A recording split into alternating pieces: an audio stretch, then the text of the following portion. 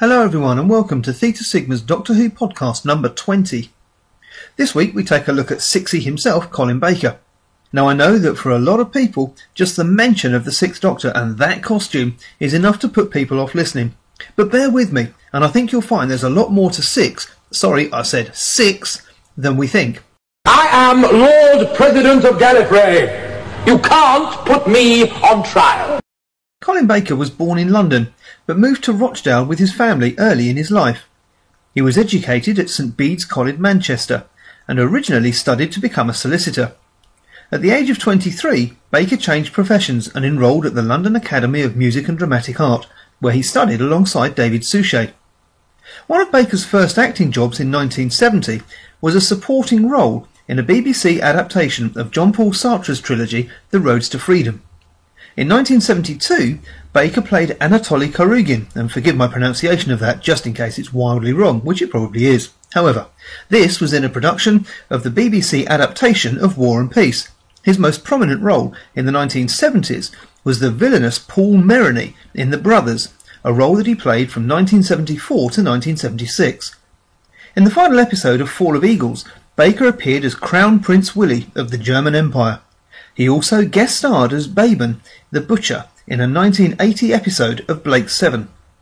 In 1983, he took part in a BBC production of A.J. Cronin's The Citadel. Baker made his first appearance in Doctor Who as Commander Maxwell in the story Arc of Infinity in 1983. Then producer John Nathan Turner described Baker's performance as being quite arch and a little sassy. Maxwell was one of the few characters who actually shot the Doctor. At the time of Baker's casting as Davison's successor, he became the only Doctor to have appeared in the television series as another character prior to taking on the leading role. When Baker was cast to replace Davison, many fans cited that shooting scene in Arc of Infinity, prompting Baker to say jokingly that he only got the part of the Doctor by killing the incumbent. Baker's first appearance as the Doctor occurred in the final minutes of The Caves of Androzani, where he delivered his first few lines. The closing title sequence for episode 4 features Baker's face instead of Peter Davison, and credits him as the Doctor before Davison's own credit. This was the first and, to date, only time that the new lead received top billing in the final story of an outgoing Doctor. Baker then made his first full story debut the following week in The Twin Dilemma. It was the first time since 1966, and only the second time in the series' history, that a new leading actor's debut story was shown before the conclusion of the previous lead season. Baker's era was interrupted by an 18-month-long hiatus, which was announced in February 1985, midway through the transmission of his first full season. One new Doctor Who story, Slipback, was made on radio during the hiatus. The controller of BBC One at the time, Michael Grade, had criticised Doctor Who, saying that the programme had become overly violent with farcical storylines during season 22 in 1985. After the 18-month hiatus, the programme returned for its 23rd season in the autumn of 1986. Season 23 featured a reduction in episodes produced, and the 14-episode The Trial of a Time Lord. This serial was a metatextual reference to the fact that the series itself was on trial at this time. In 1986, Baker told an interviewer, "Tom Baker did it for 7 years. There's part of me which likes to have a tilt at records. I'd like to think that maybe I'll still be doing it in 8 years' time." However, later that year, Baker was dismissed from the part at the insistence of BBC management, who wanted to refresh the show.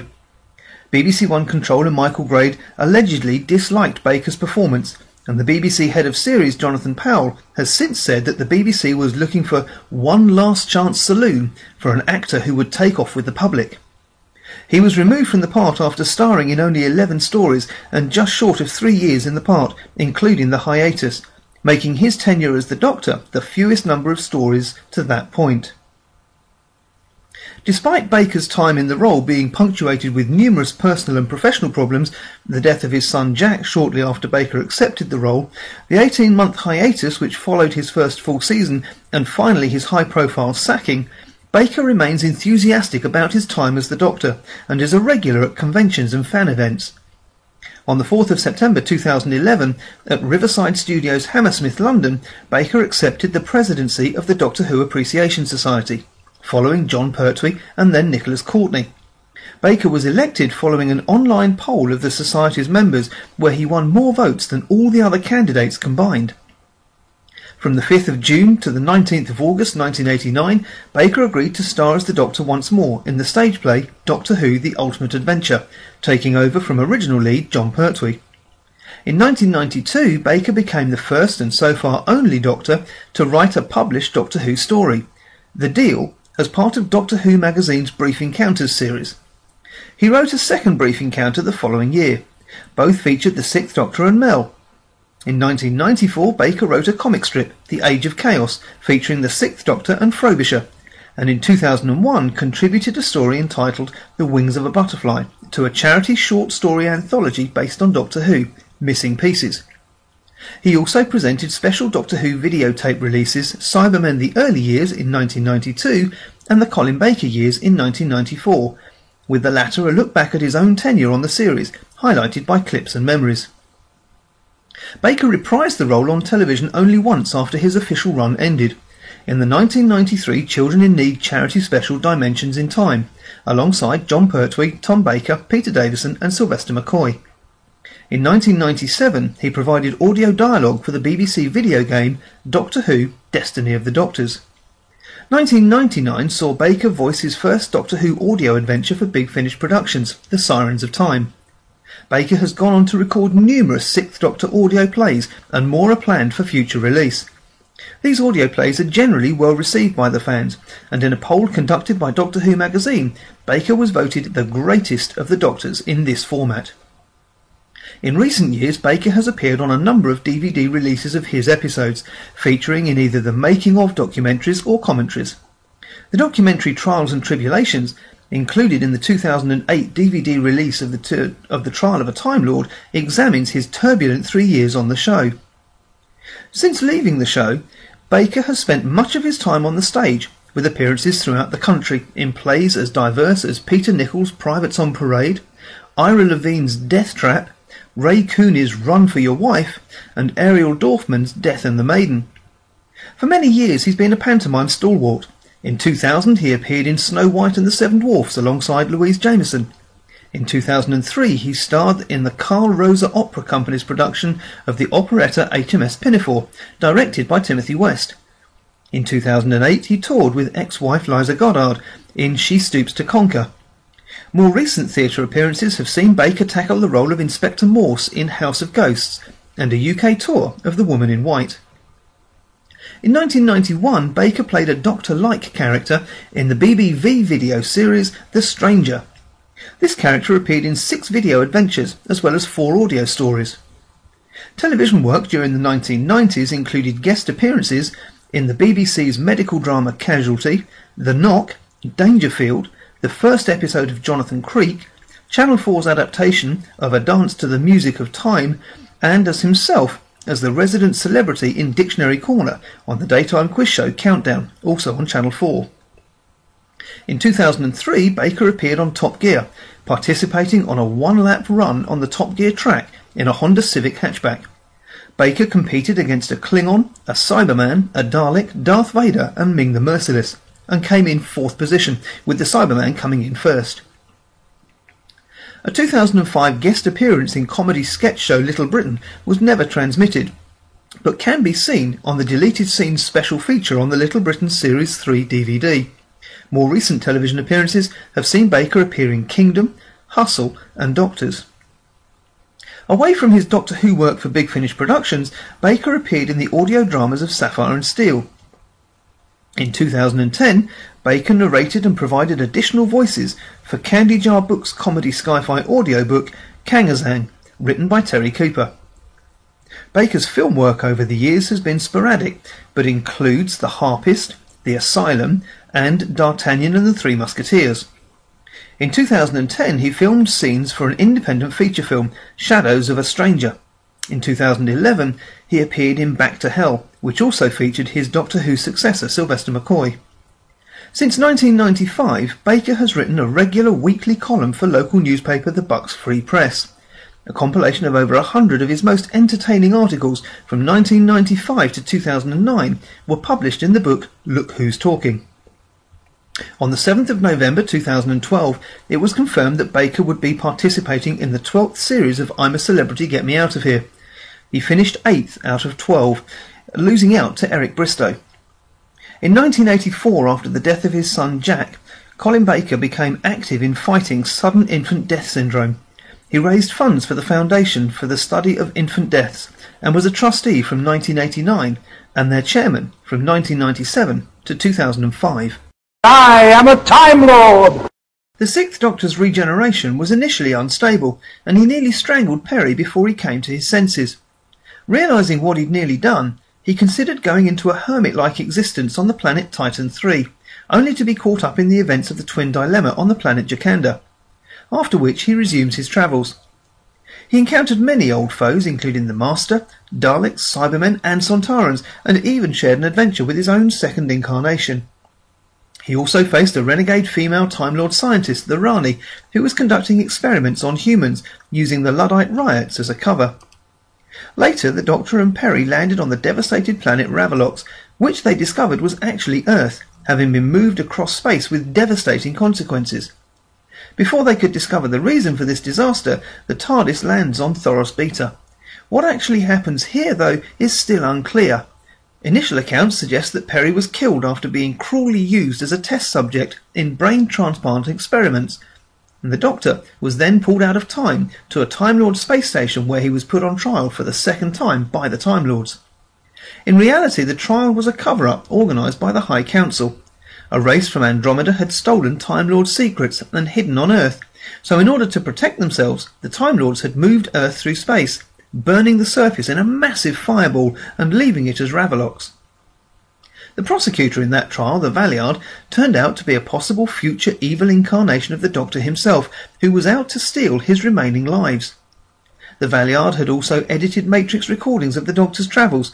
In reality, Perry had survived events on Thoros Beta. The events of the trial tangled the Doctor's timeline slightly, as he left in the company of Mel, whom he technically had not yet met. Originally, it was the then producer's idea that in the following season this would be explained. Events following the trial are not covered in the television series, but are covered in various spin-off media, although their canonicity is unclear. The Virgin Missing Adventures novel Time of Your Life states that the Doctor went into a self-imposed exile to avoid becoming the Valeyard. He was lured back into travelling, ironically by the Time Lords, and recruited Grant Markham as a companion. Although now travelling again, he still attempted to avoid meeting Mel and recruited other companions such as history lecturer Evelyn Smythe and Charlie Pollard. He eventually does encounter Mel by accident during the events of the BBC Books novel Business Unusual and accepts his fate once she stows away on the TARDIS. When the TARDIS was attacked by his old enemy the Rani, the Sixth Doctor was somehow injured and regenerated into the Seventh Doctor. The exact cause of the regeneration, however, has never been revealed on screen. When writers Pip and Jane Baker's novel of the story tried to explain the regeneration, many fans were not happy with the outcome. There have subsequently been various explanations for the regeneration. The Virgin New Adventures series suggests that the Seventh Doctor somehow killed the Sixth, because he could not become the master planner and manipulator that his next incarnation became due to his fear of becoming the Valeyard. The BBC Books novel Spiral Scratch offers an alternative explanation, that the Sixth Doctor died as a result of his chronal energy being drained in a confrontation with a powerful pan-dimension entity before being snared by the Rani's beam. The Sixth Doctor was an unpredictable and somewhat petulant egotist, whose garish, multicoloured attire reflected his volatile personality. He was both pretentious and eloquent even for the Doctor, of whom he saw himself as the finest incarnation yet, and his unpredictability was made even wilder by his mood swings, manic behaviour, bombastic outbursts, and glib, unflappable wit. The Sixth Doctor was almost supremely confident in his abilities and did not suffer fools gladly. He sometimes seemed to endure Perry's presence far more than he actually appreciated it, and his superiority complex applied to almost everyone he encountered. However, His intellect could support his ego. For instance, the Sixth Doctor was the only one who was able to repair and operate the chameleon circuit of the TARDIS, allowing it to change its shape to suit its surroundings, rather than constantly looking like a police box, although the appropriateness of the TARDIS appearance to its environment was somewhat hit and miss.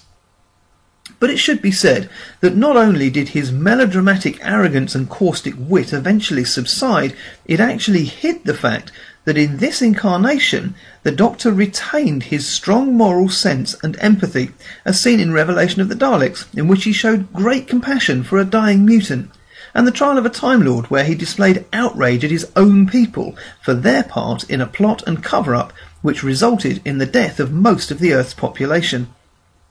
Underneath his blustering exterior, he was more determined than ever in his universal battles against evil, possessed of a tenacity and a thirst to do what was right that was far more visible than ever before. Despite his often unstable demeanour, he was always ready to act when necessary, and very little, even his companions, could hope to stand in his way. His condescension towards the universe around him also extended to his companions, especially Peri. While his use of violence against his foes and his abrasive relationship with Peri were both often criticised by the fans, the violence was largely in self-defence, and his relationship with Peri had mellowed significantly when the programme returned from hiatus for Season 23's The Trial of a Time Lord.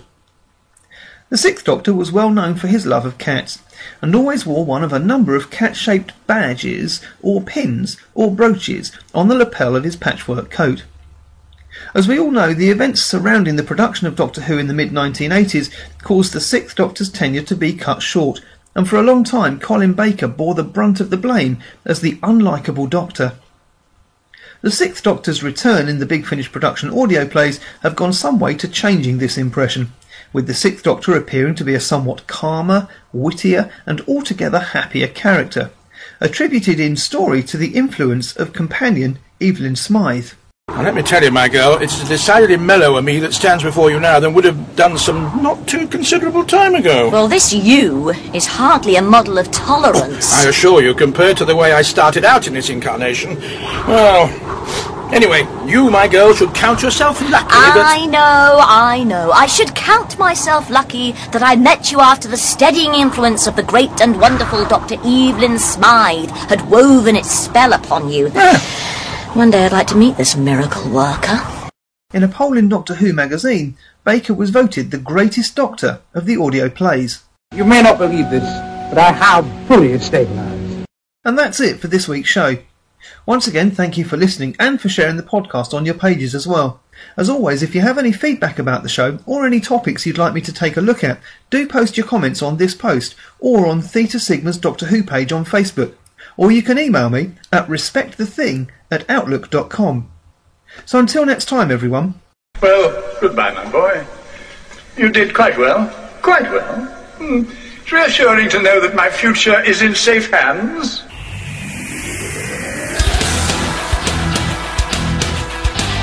Thank you for listening to Theta Sigma's Doctor Who podcast. Doctor Who and its associated shows are all copyright and property of the BBC, and no infringement is intended.